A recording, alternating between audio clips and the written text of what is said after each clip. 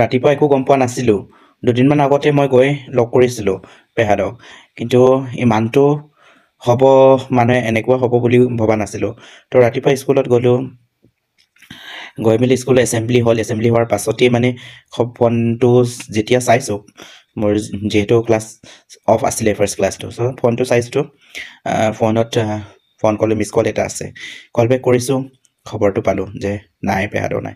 চ' এনেকেই আহিলোঁ আৰু তাৰপিছত স্কুলৰ পৰা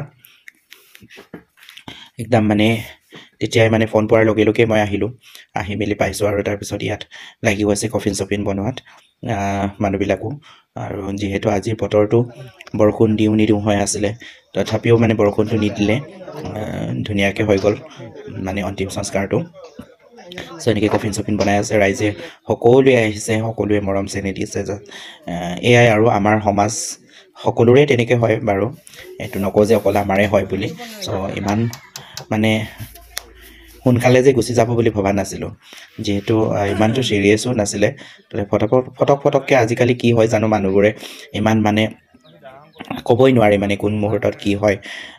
হয়তো চাগে আমিও এনেকেই এদিন যাবই লাগিব, আগত হ'লেও পিছত হ'লেও এদিন নহ'লে এদিন সকলোৱে যাব লাগিব। আহিছোঁ যেতিয়া যাবই লাগিব, নহয়নে? চ' সেয়াই আৰু। তো মনটো সঁচাকৈ বহুত বেয়া লাগিল। মানে কি হৈছে মই বুজি পোৱা নাই, মানে এইকেইদিন এটাৰ পিছত এটা মানে ইমানেই সোনকালে মানে মানুহবিলাক এৰি গুচি গৈছে। সেইটো গোটেই আমাৰ নিজৰ আপোন মানুহ, একদম ঘৰুৱা মানুহবিলাক এতিয়া এনেকৈ এটাকৈ গৈছে।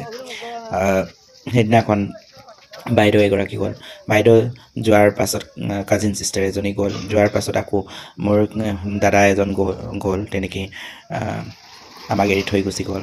তাৰ আগতেই পেহীদেউ গুচি গ'ল। এই যোনজন আজিৰ পেহা মানে আঁতৰি গুচি গ'ল, এই পেহাৰ পেহী, মোৰ সৰু পেহী, চবতকৈ সৰু পেহী আৰু সৰু পেহা এইটো এজন। চ' কেইদিনমান আগতেহে 2মাহমান হৈছেহে পেহীদেউ গুচি যোৱা। চ' আৰু ইমান সোনকালে যে গ'ল, এনেকৈ যে যাব বুলি ভবা নাছিলোঁ। সেইটো কাৰণে কেতিয়াবা ভাবোঁ মানুহৰ জীৱনত যে মানুহৰ লগত বেয়া হ'ব নালাগে, বেয়াকৈ ক'ব নালাগে, মানুহৰ লগত মানে সদায় ভালকৈ থাকিব লাগে বুলি। কিন্তু মানুহ হয় যে নোৱাৰোঁ মানে। কিছুমান মানুহৰ মানে হেৰিবিলাক কথাবিলাক মানে সদায় কাণ পাতি অকল কাণটো পাতি মানে নুশুনা এক্টিংটো কৰি থাকিব নোৱাৰোঁ মানে। কেতিয়াবা মানে কৈয়ে পাওঁ, কেতিয়াবা বেয়াকৈও কৈ পাওঁ বাৰু, কিন্তু ভাবোঁ মানে জীয়াই থকা মানে দুদিনত সকলোৰ লগতে মিলিজুলি ভালদৰে থাকিব লাগে বুলিয়ে ভাবোঁ। কিন্তু কি কৰিব, কেতিয়াবা মানে হৈ যায় আৰু মানে আমি মানে আচলতে ডাইৰেক্ট কথা কওঁ, যিটো বেয়া বুলি কওঁ আৰু ভালটো কিন্তু আনৰ আগত ইটো সিটো গাই ফুৰিবলৈ নহয় আৰু। এয়া তাৰপিছত সকলোৱে ফুল চুল হৈ মেলি ইয়াত শ্মশানলৈ আনি মেলি থ'বলৈ লৈছে আৰু। আমিও এদিন এনেকৈ গুচি যাম। কেতিয়া যাব কেতিয়া যাম সেইটো কোনো টাইম নাই, আমি নাজানো, আমি ক'ব নোৱাৰোঁ, যিহেতু আমি অন্তৰ্যামী নহয়। এয়া ফুল চুল দি মেলি এনেকৈ এদিনাখন আমাৰো এনেকৈ দিন আহিব। সেইবাবে সকলোৱে মানুহে জীয়াই থাকোঁতে ভাল কাম কৰিব লাগে, মানুহৰ বাবে কাম কৰিব লাগে, মানুহক মৰম চেনেহ কৰিব লাগে। তেতিয়াহে মানে মই যিটো উপলব্ধি কৰিছোঁ কিছুমান এক্সপিৰিয়েঞ্চৰ পৰা, সেয়াই কৈছোঁ। যোন মানুহে মানুহৰ লগত খুব ভাল হয়, সেইজন ব্যক্তি যদি গুচি যায়, সেই সময়ত বহুত মানুহ হয়, কিন্তু কিছুমানৰ তাত মানুহেই নহয়। এয়া আমি এনেকৈ সকলোৱে আহিলে কি হ'ব, খন্তেকহে আহিলে, খন্তেকৰ পাছত সকলোৱে এইখিনি জেগা এৰি থৈ অকলীয়াকৈ নিজানত এৰি থৈ গুচি যাবগৈ লাগিব।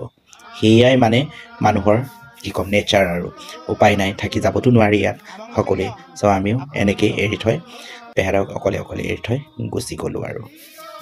সেয়াই আৰু সকলোৱে তাৰপিছত তেখেতৰ আত্মাৰ শান্তিৰ বাবে সকলোৱে প্ৰাৰ্থনা কৰি দিব, যাতে সকলোৱে ভগৱানৰ ওচৰত প্ৰাৰ্থনা কৰি তেখেতৰ আত্মাই যেন শান্তি লভিব পাৰি আৰু সৰগলৈ ধুনীয়াকৈ স্থান পায়। আমিতো দেখা নাই সৰগ নে নৰক ক'ত যায়, কি আছে ক'ত কি আছে, তথাপিও মানুহৰ এটা বিশ্বাস আছে যে যেতিয়া মানুহ মৰি যায় তেতিয়াহ'লে মানে ভাল মানুহক সৰগলৈ নিয়ে বুলি। চ' সেইটো কাৰণে আপোনালোকে সকলোৱে আশীৰ্বাদ কৰিব আৰু প্ৰাৰ্থনা কৰি দিব।